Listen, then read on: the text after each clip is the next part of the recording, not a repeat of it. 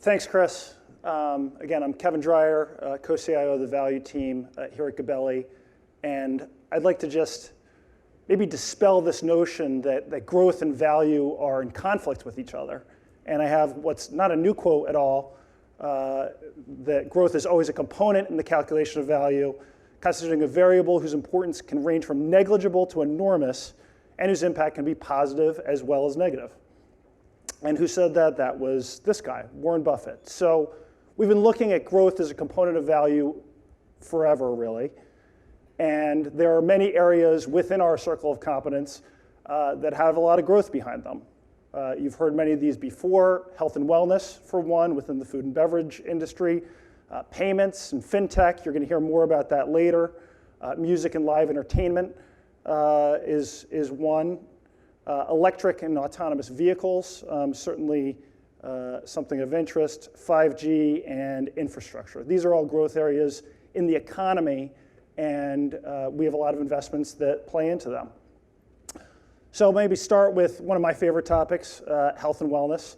There are a lot of trends out there driving this. Consumers want to eat better, live longer, and we see within diets people looking for high protein, plant-based nutrition, in particular, non-GMO, no frankenfoods, sometimes certain specific diets like paleo and low carb, and then probiotics, which go in yogurts, as well as a lot of other sorts of foods.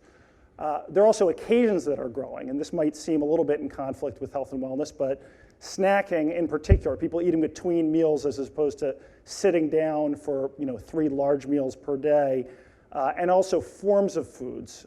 Frozen food in particular is one that I'll touch on. But first I'm going to talk about plant-based nutrition because, well, quite in the news lately. You'll see on the one side there we have the Beyond Burger to your left, which just went public 2 weeks ago at $25 per share. It touched 96 yesterday. For those unfamiliar, the Beyond Burger is a plant-based meat made from pea protein that looks kind of like a burger, cooks kind of like a burger, and tastes kind of like a burger.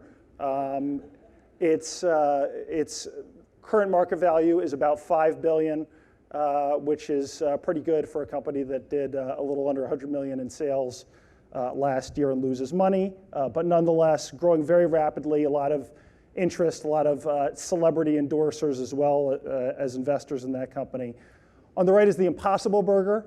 They supply Burger King currently with a similar product. Again, it's a fresh plant-based burger. They're going to be coming out with a consumer offering probably pretty shortly as well. So these are getting a lot of headlines, but they're not the only games in town in this. So there are a lot of plant-based protein options that are out there from other established food companies. For instance, Gardein, which is owned by ConAgra.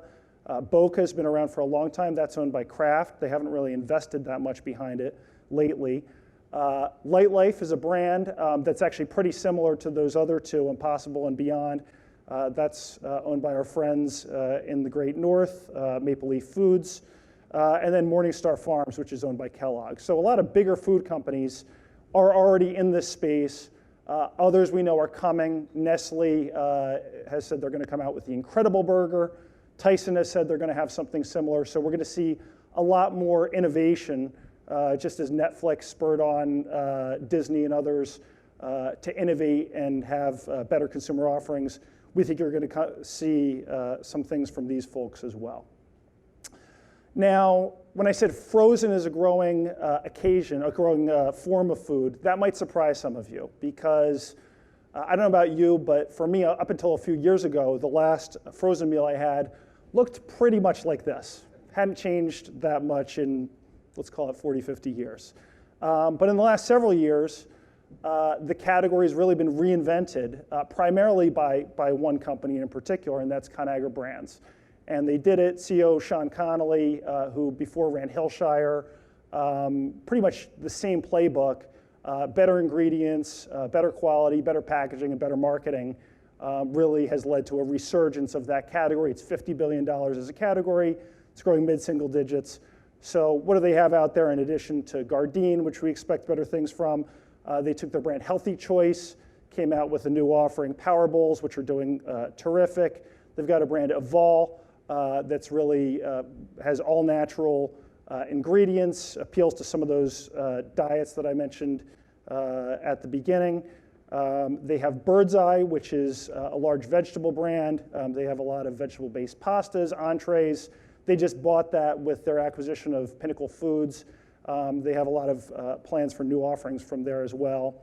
In addition to frozen, ConAgra has some snacking brands, some new, like Angie's Boom Chicka Pop. It's a popcorn, tastes great. It's available everywhere, and also kind of a permissible indulgence for you. And then other brands that are older that they're reinventing, like David. I used to chew their sunflower seeds when I played Little League Baseball. They're coming out with healthy mixes and other lines as well. And then finally, even Banquet, which we saw on the previous slide, they've come out with much more appealing options.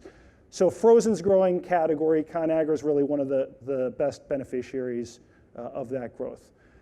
So how do companies come out with better tasting, healthy frozen foods, snacks, et cetera? Well, they do it with ingredients.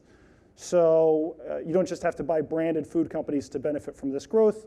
You can buy companies like IFF, based right here in New York and 57th Street.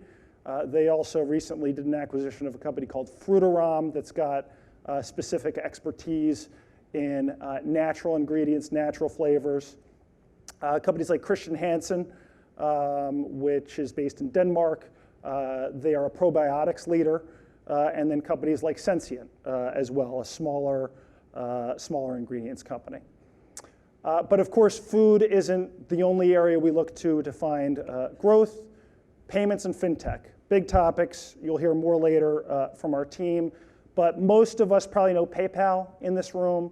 It's probably the biggest payments platform globally. They have 277 million users. Some people in this room, and especially anybody involved in the Next Gen event, probably know this brand, Venmo, which is a mobile payments platform. That's up to 40 million users there.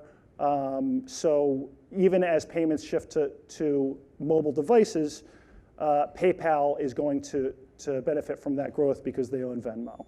And even iconic companies like American Express, they've really evolved. They're now focusing on things like small and medium-sized businesses. They are interacting with their customers digitally.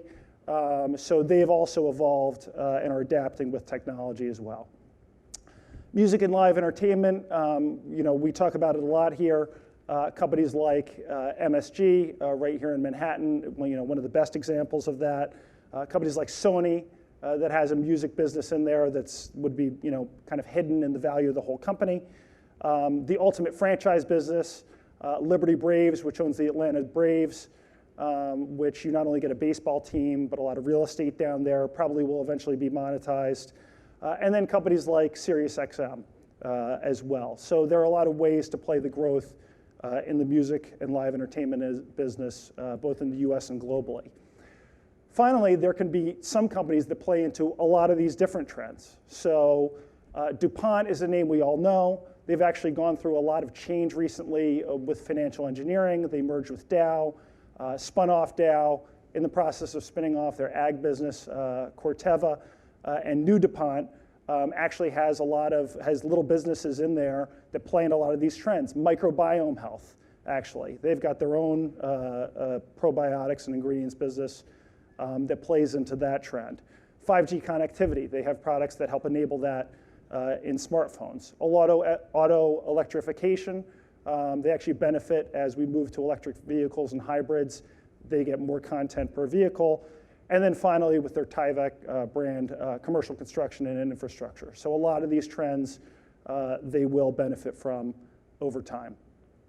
So those are just some examples in action. We will dig deeper into pretty much all of these throughout the course of the day. But just to reiterate, GAMCO Value, who are we? We're bottom-up research, gather, array, project, interpret, and communicate the data.